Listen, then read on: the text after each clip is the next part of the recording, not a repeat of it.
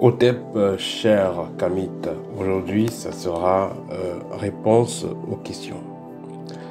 Alors, j'aimerais commencer par vous rappeler, si vous avez posé des questions et vous n'avez pas la réponse, bien vouloir insister. Vous pouvez reposer la question dans une vidéo suivante. Question-réponse a été mis précisément sur pied pour les abonnés parce qu'ils n'ont pas tous l'opportunité d'échanger en direct avec moi, comme ceux qui font partie de l'école, des étudiants, où ils ont donc la possibilité de poser les questions pendant les cours que je donne en privé. Voilà, vous donc les abonnés, il n'y a pas de problème. Si vous avez des questions, je serai heureux de répondre à vos questions. Posez-les directement à l'espace commentaire en bas de mes vidéos les plus récentes. Et je ferai donc ce plaisir de vous apporter les éléments de réponse. Soyez précis et concis et vous aurez la réponse exacte à votre problème. Si vous pensez que votre question est délicate, vous pouvez me contacter en privé pour une consultation. Voilà. Alors, première question. Qu'est-ce qui se passe donc quand un enfant pleure la nuit? Alors, l'enfant peut pleurer la nuit parce qu'il voit des présences. Il faut noter que la sensibilité des enfants est souvent plus développée que celle des adultes. Donc, un enfant peut voir des présences, il peut ressentir des présences et ça effraie, ce qui fait qu'il pleure. Si l'enfant commence à pleurer la nuit, voilà. En plus, vous avez vérifié, il n'a pas fait ses besoins sur lui. Il est dans un endroit confortable. Il faut comprendre qu'il y a un souci et à vous de faire le nécessaire pour qu'il y ait une certaine paix énergétique dans l'environnement de l'enfant. Voilà, si vous êtes initié, vous pouvez utiliser un balai ou voilà, vous pouvez même utiliser, si vous n'êtes pas initié, tout simplement du sel, mais du sel que vous avez activé, que vous pouvez répandre autour du berceau de l'enfant et parler. Deuxième question, ça concerne Stéphanie qui dit qu'elle a eu un mari très nocif et elle aimerait couper les liens avec ce mari-là. L'idéal serait de prendre attache. Voilà, elle peut me contacter pour qu'on essaye de savoir est-ce que ce mari-là a fait des pratiques mystiques également, parce qu'on ne va pas couper les liens avec tous les gens de la même façon.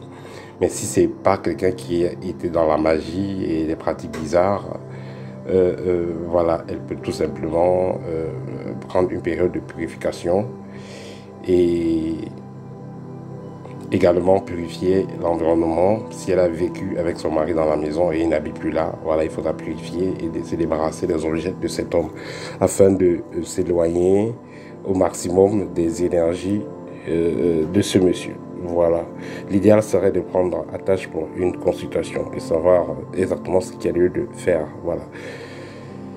Question suivante. Qu'en est-il quand vous avez des vertiges pendant que vous fermez les yeux en pleine méditation? Quand vous avez les vertiges pendant que vous êtes en train de méditer, ça c'est la réaction tout simplement de votre corps énergétique face à la vibration qui est créée. Parce que quand vous commencez à méditer, votre taux vibratoire change, il y a la vibration qui monte et vous pouvez avoir donc des vertiges ou la tête qui tourne, c'est tout à fait normal. Dans ce cas, vous devez appliquer un peu plus d'ancrage et mieux vous préparer à faire ces méditations.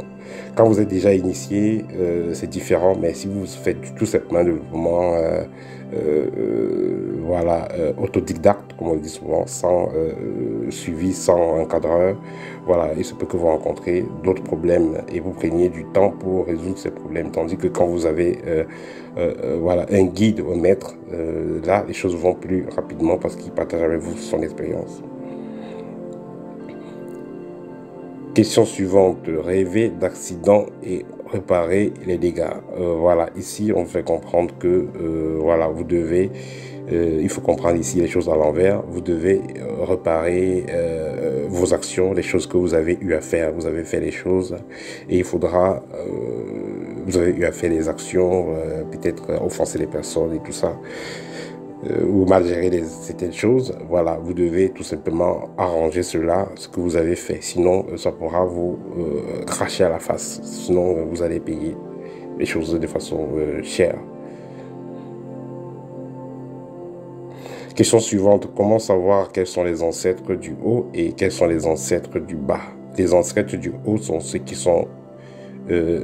méritent vraiment le statut d'ancêtre, parce qu'il n'y a pas les ancêtres du bas en tant que tel. Ancêtre, ça veut dire celui qui est dans le haut, le mort, celui qui est dans le bas. Donc ancêtre, celui qui a eu une vie matique, qui a été positif pour la communauté, qui est mort et a laissé quelque chose de positif pour sa famille, donc ce qui a été utile. Celui du bas, c'est-à-dire le mort, c'est celui qui n'a pas été utile. Peut-être la personne est morte très jeune, peut-être la personne était plutôt méchante, elle tuait des gens, c'était vieille, elle tuait des gens, elle était dans des sectes et tout ça. Oui, voilà, elle n'a pas apporté quelque chose de positif pour la communauté dont cette personne est dans le bas. Voilà.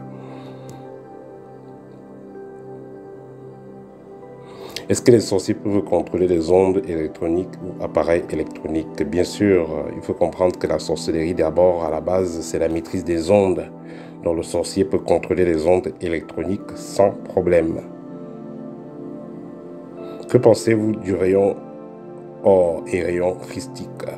Déjà, ce qu'il faut noter, les rayons là sont des rayons qui existent, mais toujours est-il qu'il faut avoir la connexion et le code réel, parce que sinon vous allez tomber sur un code, un rayon ou une énergie copie.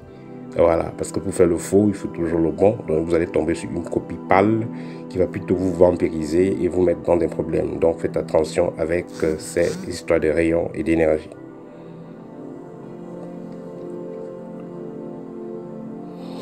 Rêver d'une personne que vous avez vue depuis 20 ans, qui vous donne des bracelets. Il faut noter que dans le plan invisible, le temps n'existe pas. C'est pourquoi vous vous rappeler des personnes que vous avez vues depuis 5 ans, depuis 10 ans, ou des anciens ex et autres. Voilà, ça veut dire tout simplement que vous êtes toujours connecté avec des personnes une fois que vous avez déjà été connecté avec elles pour la première fois.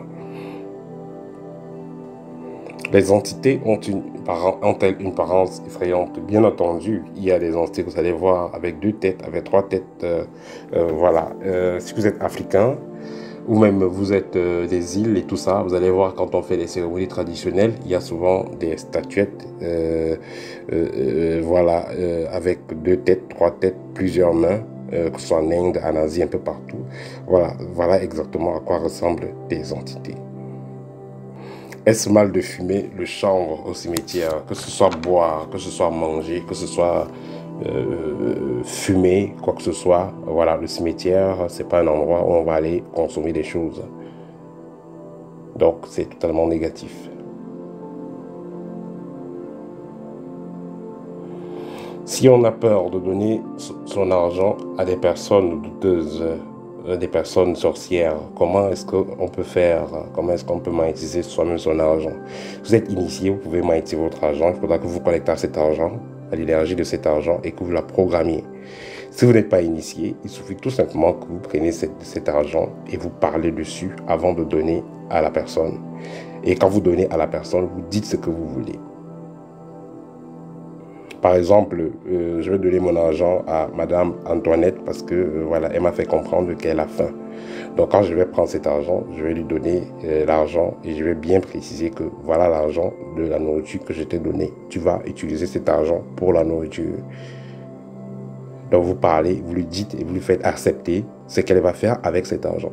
Ce n'est pas que vous allez tout simplement donner de l'argent à la personne. La personne peut prendre l'argent, aller donner dans un clan de sorcellerie pour dire que vous avez dit que vous voulez ceci, parce que vous n'avez rien dit au départ. Donc il faudrait que vous avez déjà médité sur ce que vous voulez et vous avez donné cet argent à la personne en signifiant bien ce que vous voulez et en tombant d'accord avec la personne ce qu'elle doit faire avec l'argent.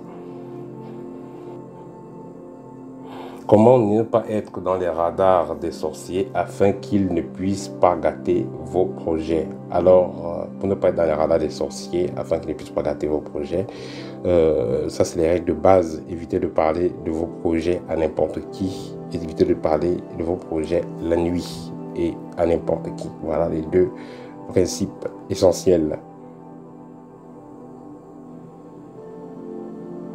Rêvez d'être une forte pluie, c'est les problèmes qui viennent. Quand vous êtes sur une pluie douce, c'est la paix. Mais si vous êtes dans une pluie forte, violente, c'est des problèmes qui arrivent dans votre vie.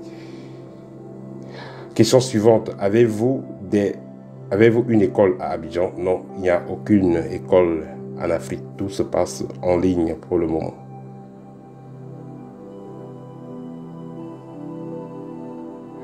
Question suivante, vous rêvez, on vous cherche pour vous tuer et finalement, c'est vous qui tuez ceux qui vous cherchent. Voilà.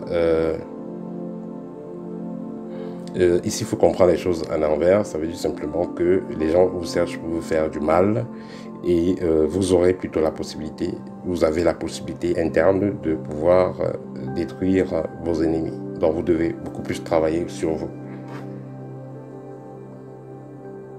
Question suivante, comment empêcher un mauvais esprit qui vous possède de vous souffler une idée négative? La base, c'est empêcher d'être possédé. Donc, vous ne devez pas être possédé. Quand vous êtes déjà possédé par une entité, elle ne peut que vous souffler des pensées négatives.